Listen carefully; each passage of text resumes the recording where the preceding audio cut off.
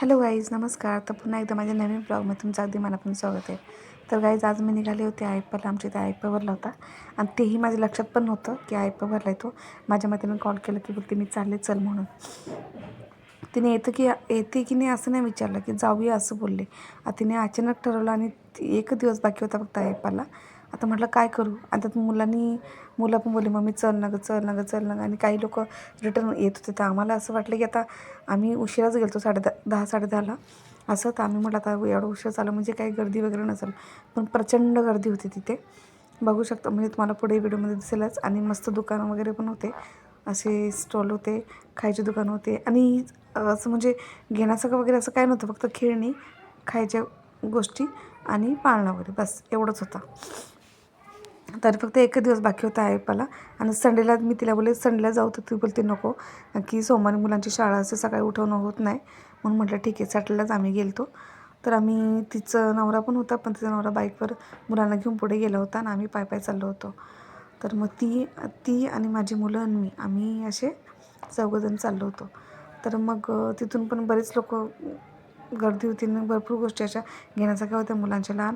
मी खास करून याच गोष्टीमुळे येत नाही की मुलं काही पण हट्ट करतात की मम्मी हेच घेईन तेच घे. त्यांना मी घरातून सांगितलं की तुम्हाला मी घेऊन चालले बघण्यासाठी, पण तिथं काही हट्ट करायचं नाही. पण शेवटी त्यांनी जे करायचं तेच केलं. तिथे गेल्यावर ते बोलले की मम्मी हे पाहिजे ते पाहिजे, पण मला जेवढं घेऊन द्यायचं मी तेवढंच त्यांना घेऊन दिलं. आणि भरपूर तुम्ही बघू शकता, आमच्या वेळेस आम्ही जेव्हा लहान होतो तेव्हा पण जत्रा असायच्या, पण हे जे एवढे खेळणे वगैरे आहे तेवढं असं काहीच नव्हतं खेळायच्या गोष्टी.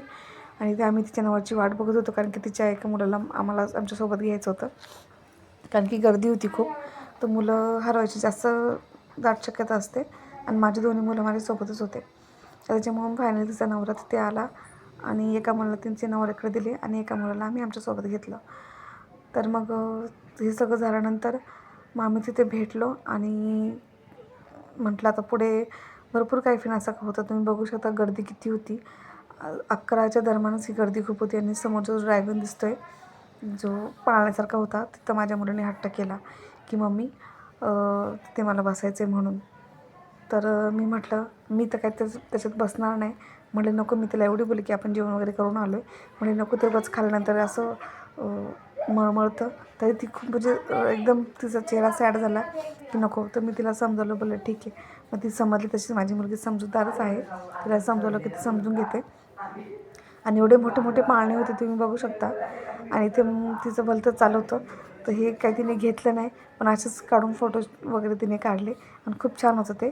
मग तिथे फायनली एक स्प्रिंग असं खेळायची वस्तू होती, वर उडवायची रिंगसारखी, ती तिने घेतली. आणि माझ्या मुलाला एक असं लाईटीसारखं घेतलं की तर म्हटलं यांना काय आता पाळण्यात वगैरे मी काही बसवलं नाही, म्हटलं एवढं तर माझ्यासाठी करू शकते.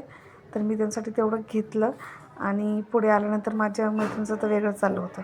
ती पण लहान मुलांच्या पुढंच म्हणजे ती एक दुकान असं शोधत होती, कानातल्यांचं दुकान ती शोधत होती. मग तिथं असं ज्वेलरी सेट वगैरे असं काहीच नव्हतं, ना कपडे वगैरे होते ना काही होतं. फक्त खेळणी, खाऊ गल्ली आणि ह्या पाळणे वगैरे, बस एवढंच होतं. तरी ती बोलली की आपण बघू कुठे भेटतं आहे का म्हणून. तर ती पूर्ण तिने आयप्पाला पूर्ण राऊंड मला, पण आम्हाला कुठंही भेटलं नाही. आणि मी तिच्या मागं चालले होते. पुढे गेल्यानंतर मग तिथे एक जम्पिंग जपाक होतं. तर माझ्या लहान मुलाचं ते खूप फेवरेट आहे, खूप म्हणजे खूपच फेवरेट आहे. कुठे जरी गेलं ना, ते जर त्याला दिसलं ते तो हट्ट करतोच किंवा मी तिथे बसवच म्हणून. म्हटलं ठीक आहे. तर तिकीट पण जास्त काही नव्हतं, तर म्हटलं चल जाऊ दे. मग तिचा मुलगा आणि माझा मुलगा तिथे मस्त खेळायला लागला. नंतर तरी पण माझ्या मुलीचा चेहरा सॅड होता, म्हणजे खूपच. तिला मी समजावलं, पण तरी कुठे ना कुठे तिच्या मनाला वाटतं की हां मला तिथे जायचं होतं म्हणून.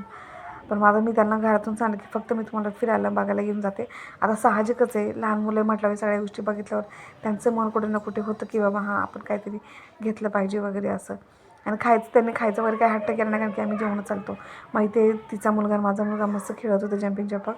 आणि हे चांगलं आहे की आणि हाईट वगैरे वाढते, त्याच्यामुळे हे मस्त खेळत होते. आणि इकडं माझ्या मुलीचा चेहरा तुम्ही बघू शकता की ती किती सॅड होते. तुम्हाला दाखवते मी. म्हणजे ती तिच्याच विचारात होती.